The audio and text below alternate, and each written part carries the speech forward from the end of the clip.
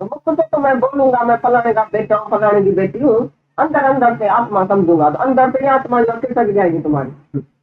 अगर अंदर रखेगा आत्मा को, अंदर बाहर एक को जाने, दूजा भाव न हो, अंदर बाहर एक ही परमात्मा है, तो हम क्यों नहीं बोले, क्यों शर्म करें कि आत्मा कैसे बोले?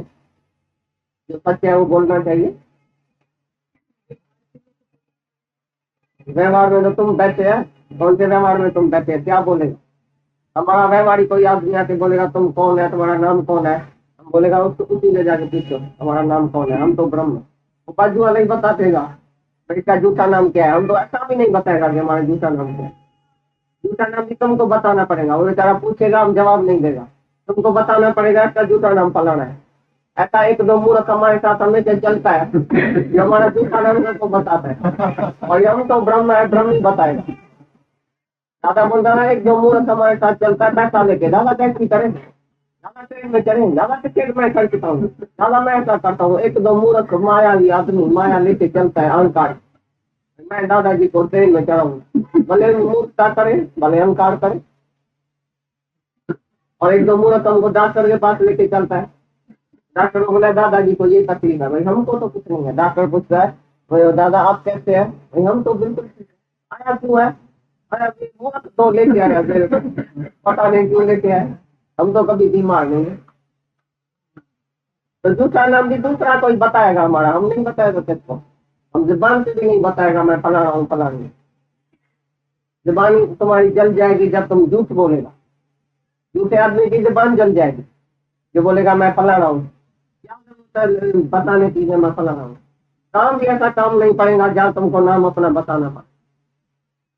ब्रह्मज्ञानी का सब काम ही खलास हो गया, उसको नाम बताने की जरूरत नहीं पड़ती। नाम रूप सब नाश है, ब्रह्म का प्रकाश। हमारे नाम पर कोई पैसा ही नहीं है बैंक में जहाँ मेरे को साइन भी करनी पड़े, हमारे नाम पर कोई मकान ही नहीं है जो हमको साइन करनी पड़े, हमारे नाम पर कुछ है ही नहीं तो हम झूठा नाम कहाँ लिखें, कहाँ कौन पूछेगा हमारे। कोई नाम रूप की जरूरत नहीं पड़ती है। मूर्ख लोग को कोई न कोई आके तुम्हारा नाम बता के गया। ऐसी ब्रह्म ज्ञानी की दुनिया है जहाँ नाम रूप नाश है, ब्रह्म का प्रकाश है। तुम भी ऐसा करके देखो, तुम्हारे से कैसा होगा। तुम आप ही व्यवहार में घुस के बैठा है, व्यवहार रात दिन मन में भी व्यवहार है, जुबान में भी व्यवहार की बातें हैं, तो जरूर माया तुमको घसीट के लेके जाएंगे अपने पास। जो ब्रह्म दृष्टि में रहता है वो व्यवहार भी यही करता है, ये तुम्हारे से ही व्यवहार है ज्ञान का, पर बाकी कोई व्यवहार ही नहीं है। इनसे पूछो कौन है, हमारे से पूछता है ये कौन बैठा है, हम उनसे पूछो हम तो भगवान है, वो कौन है वो उनसे पूछो मैं कौन हूँ, अलग पूछो मैं कौन हूँ, मेरा क्या वास्ता है, मैं बताऊँ ये मेरा है, मेरा तो कोई नहीं है, मैं क्या बताऊँ, झूठ बताऊँ। तुम्हें बाहर बैठ के बोलना चाहिए, बाहर बैठ कर भी हम सच्ची बोलेगा, तो हमारा कोई व्यवहार ही नहीं है, मेरे तेरे का व्यवहार ही नहीं है। मैं भगवान हूँ, सर्वत्र भगवान ही भगवान नहीं हूँ ऐसा हमको पता है, पर मेरा कोई नहीं। उससे जाके पूछो भाई तुम कौन है, सब बैठे हैं सबसे जाके पूछो भाई तुम कौन है, मेरे से क्यों पूछते हैं ये कौन है वो कौन है, मैं तो बताऊंगा ये भी मैं हूँ, ये भी मैं हूँ, ये भी मैं हूँ, मेरा कोई नहीं है तुम्हें। सच्चा है झूठ है? तुम्हारे से कोई पूछेगा ये मेरी पत्नी है, ये मेरा पति है, ये मेरी स्त्री है, ये मेरा बेटा है, तुम ऐसी बेवकूफी बोलेगा झूठ। भगवान को डिनाय करके और अपनी स्त्री और बेटा दिखाएगा सबको, ये अहंकार नहीं है कि मैं हूँ ये मेरा है। तुमने कहाँ से लाया बेटा, ये मेरा बेटा है। पहले दिनों में बुद्धि जो होती थी ना, वो उसको पहले दिन की माई को बहुत शर्म होता था, कोई पूछता था ये किसका बेटा है, हाँ आपका, मेरे को काटेगा मैं मर जाऊंगा। गुरु ने बोला मेरी तो मेहनत ही जाई गई, 6 दिन तो इतना ज्ञान सुनाया, भागवत तो सुनाया, उसमें क्या सुनाया, गोपियां कृष्ण ये वो सब बातें सुनाई, स्टोरी सब सुनाई, लेकिन उसको सीधा नहीं बोला कि तुम ब्रह्म। जब तक सीधा कोई तीर नहीं लगाएगा तो उसको नहीं मारेगा। तो जब देखा कि राजा परीक्षित को अभी तक पूरा ज्ञान हुआ ही नहीं है, उसको तो मरने का डर है कि सांप आएगा मैं मर जाऊंगा, अब ये मुक्त तो हुआ ही नहीं। गुरु को चिंता लग गई, पीछे बोला आपको एक बात याद आ गई, तो राजा को बोला राजा एक मैं दृष्टांत सुनाता हूँ।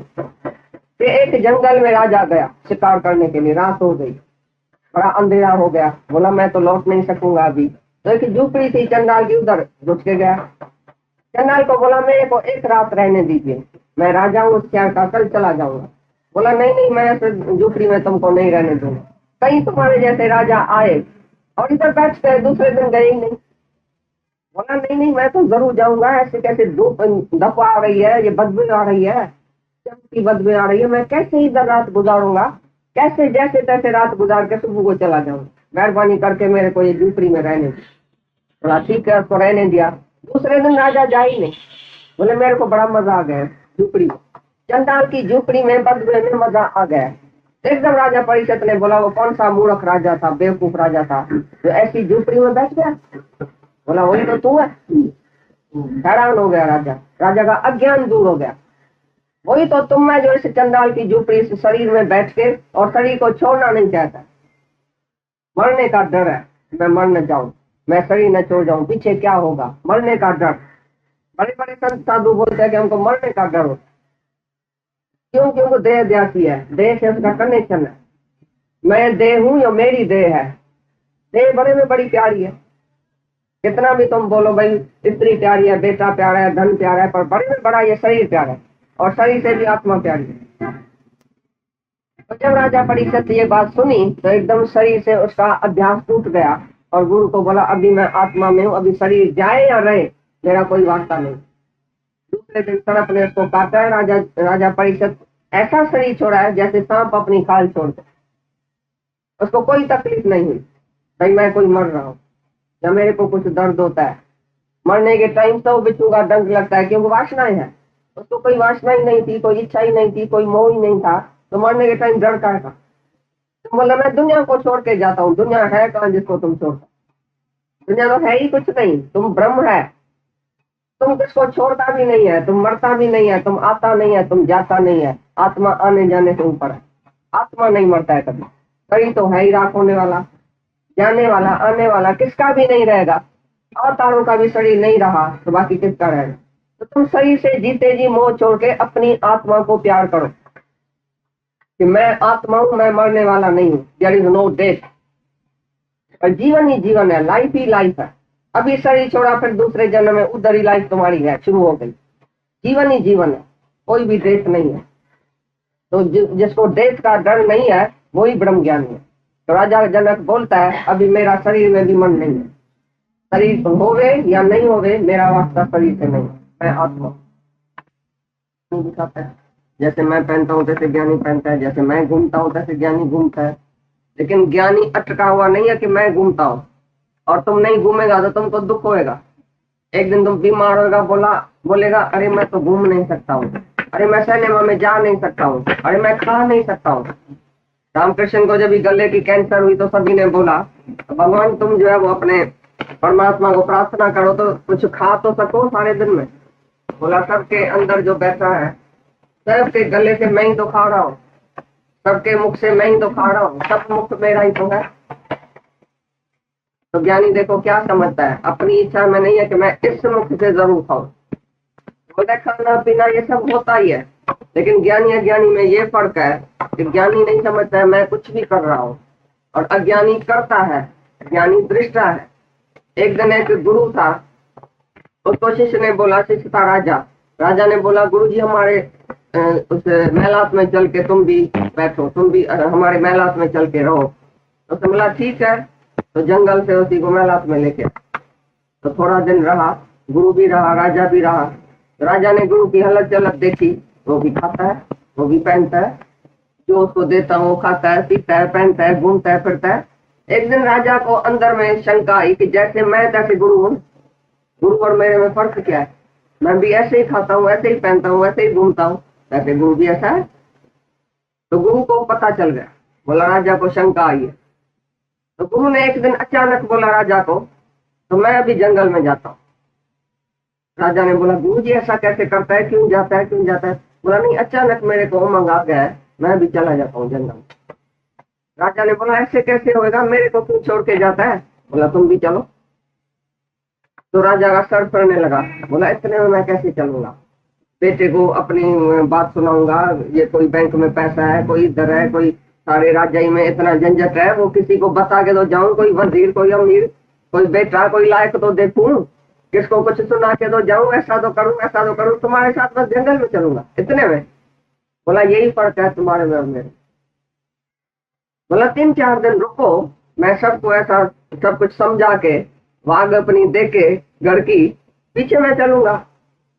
आज हम तुमको बोलता है चलो सब मैं तेरा, कौन कौन क्या है, इधर से ही यहाँ से ही कौन कौन क्या है, सब जाएगा घर में भी नहीं, पीछे नहीं जाएगा, कोई औरत से छुट्टी लेगा, कोई नौकरों को बताने जाएगा, कोई बेटे से रजामंदी लेगा, कोई बहू से लेगा, कोई सास से लेगा, या इधर से ही चलेगा। और हम किधर से चलेगा, किससे पूछेगा, किसको बताएगा? तुम तो फिर भी घर में जाएगा ना बताने के लिए, या नहीं जाएगा? तो यही गुरु और राजा में फर्क था। गुरु ने बोला मैं खाता था, पीता था, राजाई वस्त्र पहना, तुम्हारे साथ राजाई में रहा, पलंग पर अच्छे पर सोया, लेकिन अभी का अभी मेरे को संकल्प आया मैं जा सकता हूँ, फिर मेरे को राजाई तुम्हारी याद भी नहीं पड़ेगी कभी कि मैं राजाई बंगले में भी रहा था। और तुमको सब याद है, तुम्हारे में बंधन है, तुम समझता है, तो मैं इसको बताऊं उसको बताऊं, क्योंकि तुम्हारे अंदर जो है वो संसार बराबर है मन में। तो तुम भी जब मरेगा तो यही ख्याल आएगा, तो 3 दिन ना भगवान मेरे को मोहलत दियो, 3 दिन मैं सबको समझा के पीछे मर, टक्कर में भगवान मेरे को नहीं मारना, क्योंकि तुम्हारा काम आधा में रुला पड़ा है सबका। ऐसी तरह से राजा का काम आधा में रुला पड़ा था, गुरु का काम ही कोई नहीं था, गुरु तो निर्बंधन था। तो यही फर्क है ज्ञानी और अज्ञानी में। तो अष्टावक्र जी बोलते हैं, राजा जनक बोलता है अपनी स्थिति, भाई मैं खाता हूँ, चाहे पीता हूँ, चाहे सोता हूँ, चाहे सब कुछ करता हुआ, शरीर से इंद्रियों से सब कुछ करता हुआ भी अंदर में मेरे न एक न दो है, मैं कुछ भी करता नहीं। ज्ञानी से कुछ छुड़ाओ, भाई आज ये नहीं करते, आज ये नहीं खाओ, आज ये नहीं घूमो, आज इधर नहीं चलते हैं, सामान तैयार करके भी दादाजी कभी बोलता था अच्छा भी नहीं चलते, और बिल्कुल नीचे उतरने वाले हैं, टैक्सी भी आ गई है, किसी ने बोला दादाजी नहीं जाओ, ठीक है नहीं जाते, इतना प्रोग्राम बना के और सेकंड में वो कैंसिल कर देते। तो इधर बैठा हूँ तो भी अच्छी बात है, हरिद्वार में जाऊंगा तो भी अच्छी बात है, नैनीताल में चलेगा तो भी ठीक है, नहीं चलेगा तो भी ठीक है। और अज्ञानी लोग खाली एक इच्छा करके बैठे, भाई मेरे को जाने का है। कोई तुम्हारा बेटा बोलता है मैं सिनेमा में जाऊं, तुम उसको रोको, देखो रुक सकता है? अंदर इच्छा जो बढ़ गई वो घर में बैठ नहीं सकेगा, धरती तपेगी पाँव के नीचे, भाई जरूर जाऊं, यही है इच्छा, यही है वासना। और ज्ञानी कहाँ भी स्टॉप कर सकता है, क्योंकि उसके मोटर के अंदर ब्रेक बहुत अच्छी है, तुम्हारे अंदर खाली ब्रेक नहीं है अज्ञानी के अंदर। अज्ञानी की मोटर चलती तो चलती, खड़ी होती है तो खड़ी हो जाती है, पूरी ब्रेक नहीं है, नहीं आगे नहीं पीछे चल सकती है अपनी मर्जी से। तो ड्राइवर चाहिए ऐसा होशियार जो अपनी मर्जी से आगे भी चलाए पीछे भी चलाए, मन को आगे चलाए तो भी ठीक है, पीछे चलाए तो भी ठीक है, खड़ा करे तो भी ठीक है, ड्राइवर चाहिए ना होशियार। इसी प्रकार जो ज्ञानी है वो है होशियार ड्राइवर, अपने मन को कैसे भी चलाए, मन को बोले ये तो ये, मन को बोले नो ये नहीं खाने का है, बोलेगा नो, तुम्हारा मन बोलेगा नहीं भाई पकौड़ा आया है जरूर हम खाएगा, हाथ तुम्हारा जरूर जाएगा उसी थाली में, क्योंकि तुम्हारे अंदर टेस्ट है, इच्छा है, ब्रेक नहीं है। तुमको डॉक्टर भी बोलेगा नहीं खाओ तो जरा थोड़ा खाता है ना, जास्ती थोड़ी खाता है। थोड़ा खाने का क्या मतलब है, थोड़ा जहर खाने का भी क्या मतलब है? क्यों नहीं ये सर नो कर सकता है? किसी भी बात में मन बोलता है ऐसा चलो, इधर चलो, ये भोगो, ये खाओ, ये बोलता है नहीं, तुमको बोलना चाहिए नहीं। He is a brave man who can say no. जिसके इंद्रियों और मन जो है जिसका वश में है, जितेंद्र है, वही तो ज्ञानी है। बाकी बाहर से तो तुम देखेगा जैसे तुम खाता है वैसे वो खाता है। दादा बोलता है हम खाता नहीं है, खिलाता है, और तुम खाता है। दादा को भी कोई देखता है भाई खा रहा है, एक आदमी आया दादाजी को देख के और चला गया। दादा ने बोला भाई क्यों चला गया, क्या बात थी? बस हमने जान लिया तुम भगवान नहीं है। भाई कैसे? तुम बोलता है हमने सुना है भगवान खिलाता है सारी सृष्टि को, और तुम तो खा रहा है, तुम खुद खा रहा है, खिलाता कहाँ है? अरे बोला मेरे से पूछो तो सही, मैं इसको खिला रहा हूँ, मैं खाता नहीं हूँ, इसको चाहे सारी सृष्टि को खिला रहा हूँ, मैं नहीं खाता हूँ। ये मेरी समझ तो सुनो, पहले ख्याल तो सुनो, हमारा विचार तो सुनो, तो मैं किस विचार में रहता हूँ। गीता में भी लिखा पड़ा है, योगी खाते हुए, पीते हुए, पहनते हुए, चयन करते हुए, घूमते हुए, ऐसा समझता है कि मैं नहीं करता हूँ। ये 5वां अध्याय। हाँ, तो ज्ञानी और अज्ञानी में यही फर्क है, रात दिन का। ये बड़ी फर्क है। अभी आनंद में देखने में आता है अज्ञानी, फिर बोलता है अभी तो मेरी मूड खराब हो गई है, अभी तो मेरा मन चंचल हो गया है, कल मैं बहुत खुश था, आज मेरा मन घबरा गया है, आज मेरे मन को ऐसा होता है, चंचलता, विक्षेपता, ये अज्ञानी के मन में होती है। और ज्ञानी एक रस है, चाहे कितना भी बाहर से हालत चेंज हो जाए, बाहर से कुछ मिले चाहे नहीं मिले, प्रिय चाहे अप्रिय पदार्थ में, वो खुश रहता है, एक रस रहता है, उसके अंदर कोई इच्छा नहीं है, वासना नहीं है। जहाँ इच्छा है तहाँ विक्षेप है, जहाँ इच्छा ही नहीं है तहाँ विक्षेप नहीं है। तो यही बात है, एक रस होने के लिए तुमको बिल्कुल आत्मा के आनंद में रहना पड़ेगा। आत्मा माना क्या? आत्मा माना फिरती गिरती क्या? तुम्हारी आत्मा ऐसी है, इधर आत्मा घर में फात्मा।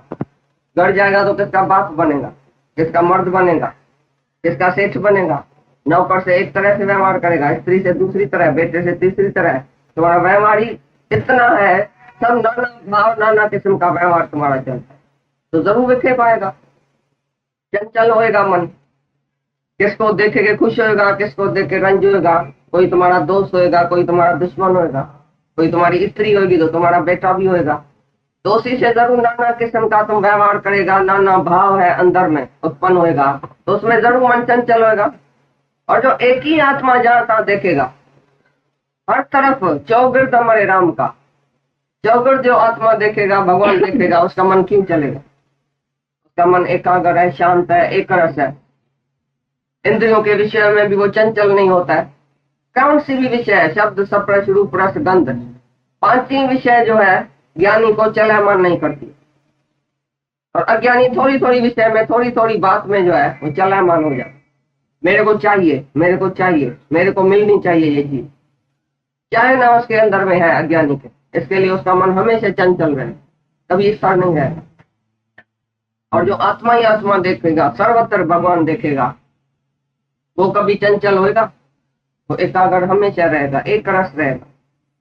इसके लिए आत्मा का आनंद माना एक रस, और विषयों का जो आनंद है तुम्हारा सुख, उसमें चंचलता रहे। तुम जीव है तो चंचल है, लेकिन आत्मा है तो चंचल नहीं है, इस तरह। आत्माकार दृष्टि, आत्माकार वृत्ति, आत्मा ही आत्मा देखना, ब्रह्म ही ब्रह्म देखना, मैं ब्रह्म हूं, मैं सर्वत्र हूं, मेरे से कुछ बना ही नहीं, मैं ही तो हूँ सर्व जगह, सब जगह मैं हूँ। अभी कौन सी दूसरी चीज है जिसको देख के मैं चला मैं हूँ? क्या मेरे से अलग है, क्या मेरे से जुदा है?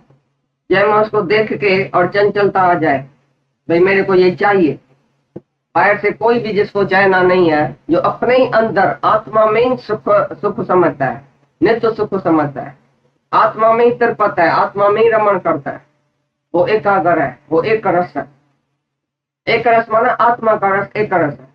बाकी इंद्रियों से जो भी रस तुम लेगा वो एक रस नहीं रह सके, क्योंकि बाहर से रस लेगा, बाहर से कभी रस आएगा, कभी नहीं आएगा। बाहर की विषय कभी मिलेगी, कभी नहीं मिलेगी। बाहर से मजा कभी है, कभी नहीं है। तो जो भी बाहर से चीज, बाहर क्या मजा तुम लेगा, वो अभी है, अभी नहीं है। क्या बंगुड़ा है, नाशवान है, थोड़े टाइम के लिए है, खर में खैर होने वाला है। इसलिए तुम्हारा मन हमेशा चंचल रहे, कभी एक रस नहीं रहे। जो अपनी आत्मा में रहता है वही एक रस। रस स्वयं का अब मैं पीता हूं, स्वयं का रस, अंदर का, आत्मा का रस। सोएगा ना, बोलेगा दुकान में नहीं जाता हूं, अभी नुकसान पड़ जाए, मेरे से ये काम कैसे चलेगा, मैं कैसे सो सकूंगा। तुमको आज हम बोलते हैं सब सो जाओ सारा दिन। जो जो तुम्हारे ऊपर काम रखा गया है ना, जो तुमने अपने ऊपर काम रखा है बोझा, वो तुमको सोने नहीं देगा। मेरे से काम कैसे चलेगा, मैं नहीं सो सकता। तो ये करना है, ये करना है, ये करना है, उठ के ये करना है। रात को तुम सोता है, संकल्प करके सोता है, मैं सुबह को उठ के वकील के पास जाऊंगा, डॉक्टर के पास जाऊंगा, फलाने के पास जाऊंगा, ट्रेन में जाऊंगा, दूसरे शहर में जाऊंगा। तुम जो संकल्प करता है वही ऐसा करता है, तुमको सोने देगा ही नहीं मन। ज्ञानी बोलता है मैं सोया पड़ा हूँ 24 ही घंटा तो भी नुकसान नहीं है, और 24 ही घंटा यत्न करूं चाहे इंद्रियों से हमारे 24 ही घंटा कोई काम लेवे तो भी मेरा कोई नुकसान नफा नहीं है। और तुमको जब काम करना पड़ेगा तो भी दुखी, मेरे को इतना काम करना पड़ता है, सुबह से रात तक आना जाना पड़ता है, बहुत भाई कुछ काम है, हम तो थक जाते हैं, हम तो मर गए हैं, हम तो विफलता में आ जाते हैं, हम क्या करें, बोझ है बहुत। तुम यत्न करेगा 24 घंटा काम करेगा तो भी दुखी, अगर सोएगा तो भी दुखी। उठ के ऊपर बोझ रखो तो भी रोता है, और जब बोझ उतारेगा तो खाली होएगा तो भी रोएगा। उठ को देखा, खाली भी रोता है, भरा हुआ उठ भी रोता है। इसी तरह से अज्ञानी की हालत है। कोई उसको बोले चिप करके जाके सो जाओ अपने कमरे में, वो बोलेगा नहीं, मन चलता है उसको, सोने नहीं देगा। किसको सजा देनी हो ना, बोलो चिप करके जाके बैठो एक जगह। दादा अपना बात करता था, सिंगापुर में दुकान था उनका, एक नौकर जो है वो बहुत गड़बड़ करता था, शोर सबको सताता था, सब उसको दान देता था, दादा को शिकायत करता था, ये फलाना नौकर है ना ठीक नहीं चलता, बहुत ऐसा हमको तंग करता है। दादा ने बोला एक ही सजा है उसके लिए, बोलो आज छत पर जाके बैठो, काम नहीं करना। उसको जाके छत पर बिठाया गया, भाई काम आज कुछ नहीं करना, चिप करके बैठो। उस बेचारे का मन आके चला, दुखी हुआ, रोया पीटा, दादा को आके बोला मेरे को दूसरी सजा दियो, पर चिप करने की सजा नहीं देना। चिप करना बड़े में बड़ा भारी सजा है हमारे लिए, क्योंकि चिप करके बैठेगा तो मन चलेगा ना, दुखी करेगा ना मन अज्ञानी का। एकांत अज्ञानी के लिए नुकसान कारक है, बहुत दुखी करने वाली है।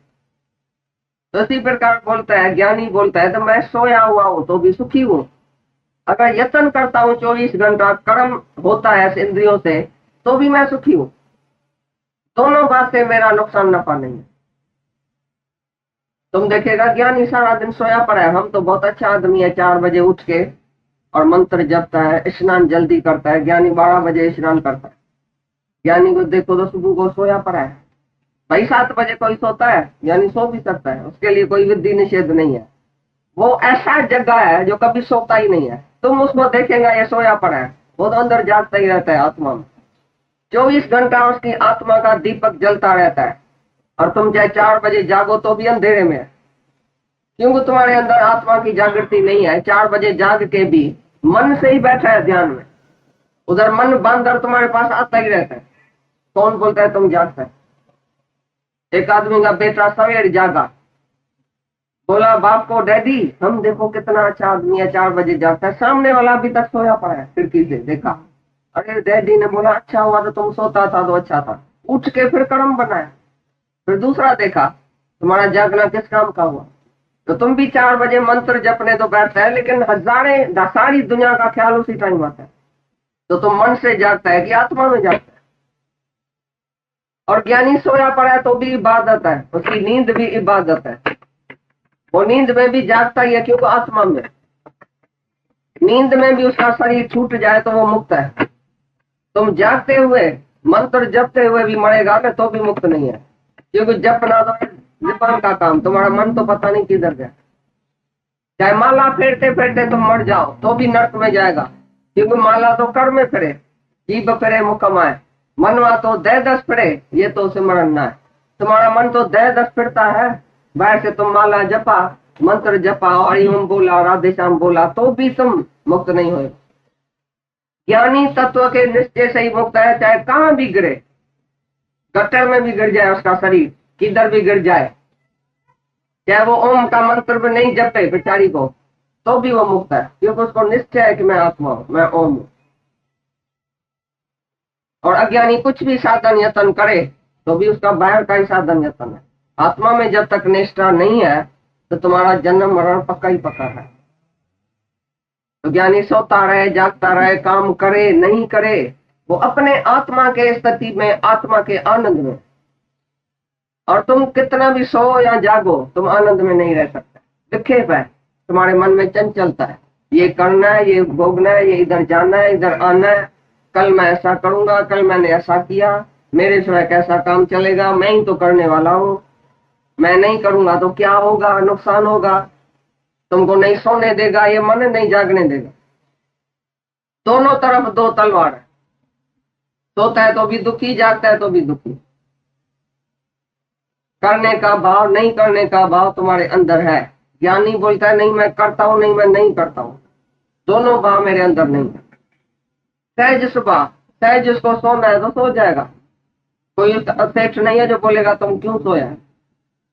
कोई भगवान भी नहीं उसी से पूछेगा तुम सोया क्यों है, क्योंकि वो काम उतार के सोया है।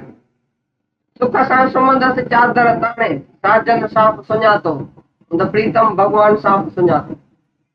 भाई सुख से हम चादर तान के सोया पड़ा है। ज्ञानी सुख से जाता है, सुख से बैठता है, सुख से सोता है, जैसे काम उसका उतरा पड़ा है, उसके अंदर कोई भी करने का भाव नहीं है। तो मेरे को कुछ अभी करने का है, बाकी मेरे को ये चाहिए, बाकी मेरे को मुक्ति चाहिए, बाकी मेरे को ये चाहिए, कुछ भी उसको बाकी नहीं चाहिए।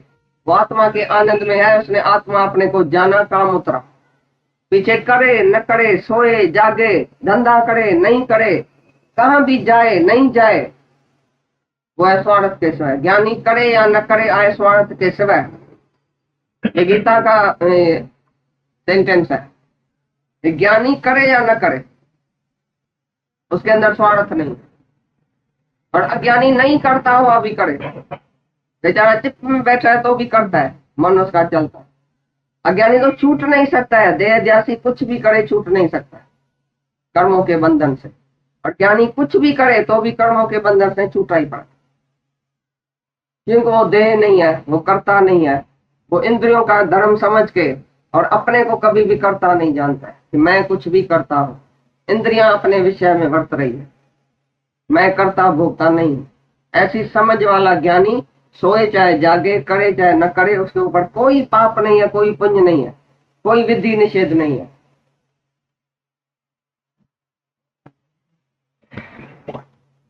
आत्मा की दृष्टि के सिवाय तुम छूटेगा ही नहीं। चाहे नीचे पाताल में तुम आंख करो या आकाश में करो, तो भी मन अपना काम करता है। सूरदास बेचारा आंख ही नहीं है, उसको सूरदास को तो आंख ही नहीं है, छूटा पड़ा होगा जरूर पाप से छूटा होगा।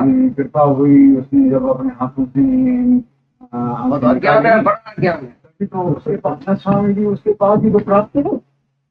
ज्ञान था क्या ये चारा जिज्ञासु था, उसने समझा आंख निकालूंगा तो मेरे को भगवान का दर्शन होगा। तो आंख सब निकाल देगा तो दर्शन होगा नहीं। कुछ भी देखी भी नहीं, देखी मन ने स्त्री। हाँ मन निकले ना, हाँ, मन निकाले। मन ने देखी स्त्री की, आंख ने देखी। तुम्हारी आंख तो स्त्री देखता है, मन देखता है। आंख तो जड़ है, आंख से तुम क्या देखता है। भगवान इसका जनक में जो भी लग जाए, आत्मा में लग जाए तो मेरा पार है।